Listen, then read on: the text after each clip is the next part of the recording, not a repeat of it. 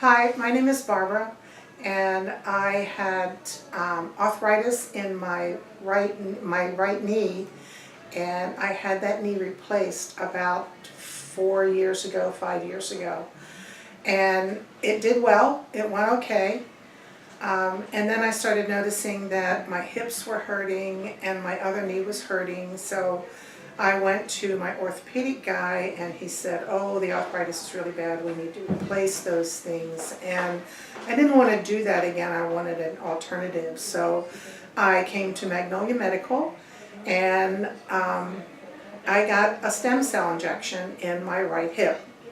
And it will be a month in 3 days. This coming Friday will be a month since I had it. I've done the therapy and PEMF, and there's a huge improvement. Before I couldn't go up and down the steps more than just coming down in the morning and going up at night, and now I can do that whenever I have to or need to. And I can walk better. I can actually walk through the grocery store.